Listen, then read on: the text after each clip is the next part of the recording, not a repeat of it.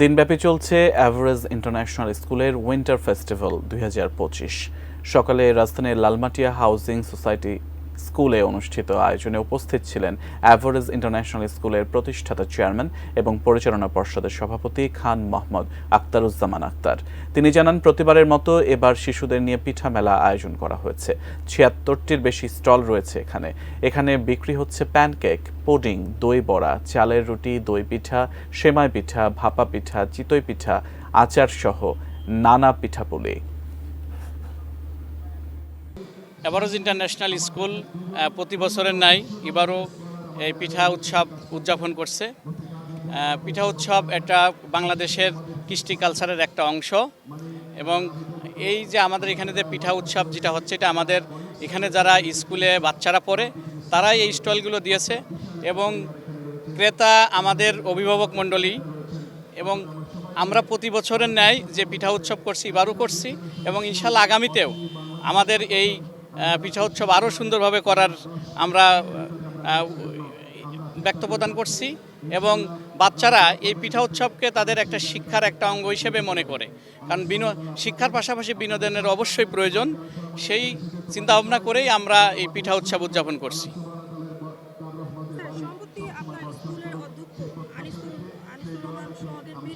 জি জি,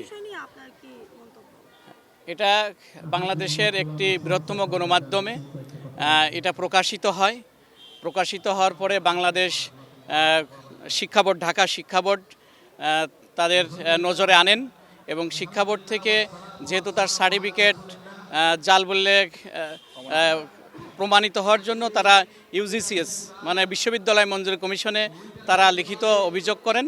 তার পরিপ্রেক্ষিত বিশ্ববিদ্যালয় মঞ্জুরি কমিশন জানায় যে এই সার্টিফিকেটটি জাল।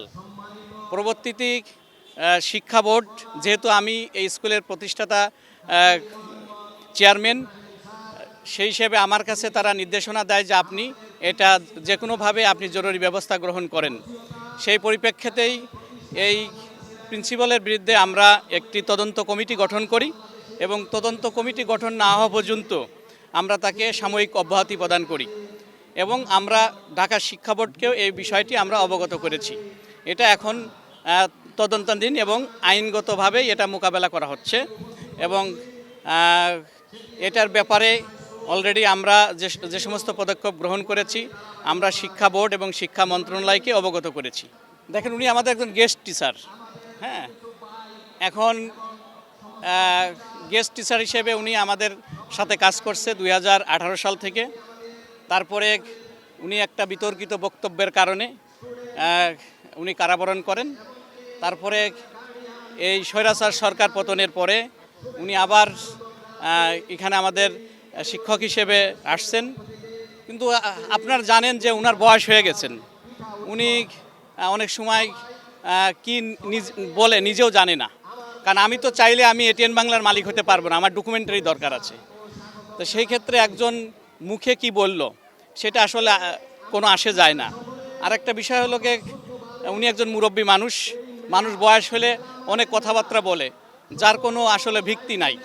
হ্যাঁ, আর উনি সকালে রাতে সবসময় স্বপ্ন দেখেন।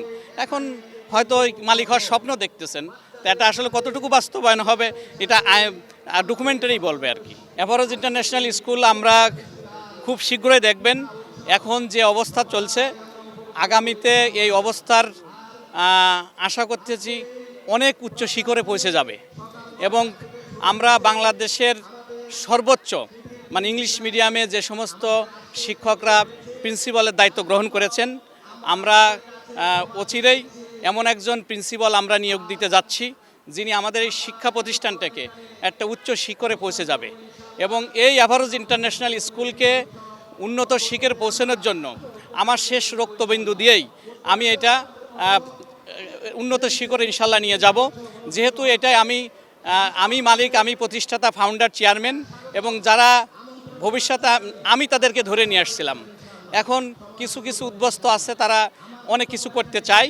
এজন্য এভারেজ ইন্টারন্যাশনাল স্কুলের অভিভাবক মণ্ডলী যারা আছে আমি তাদের কাছে করজোড়ে অনুরোধ করতে চাই এই প্রতিষ্ঠান উন্নয়নের জন্য আমার শেষ রক্তবিন্দু দিয়ে এবং আমার যা যা করণীয় আমি করব। এবং আমার উচ্চ বিলাসিতা নাই যে প্রতিষ্ঠান থেকে নিয়ে আমাকে কিছু খেতে হবে, চলতে হবে। এই প্রতিষ্ঠান আমি জাতির জন্য এবং বাংলাদেশের একটি উচ্চ আকাঙ্ক্ষা এবং পৃথিবীর মধ্যে একটি উচ্চ আকাঙ্ক্ষায় পৌঁছানোর জন্য আমি চেষ্টা চালিয়ে যাব। এবং আপনারা খুব শীঘ্রই দেখবেন আমাদের শিক্ষা ব্যবস্থা আমরা মানে বিস্তর পরিসরে আমরা কিভাবে অগ্রসর হব সেটার একটা আমরা নির্দেশনা ইনশাল্লাহ আপনাদের মাঝে তুলে ধরব এবং অভিভাবকরা ইনশাল্লাহ এটা জানতে পারবে ইনশাল্লাহ।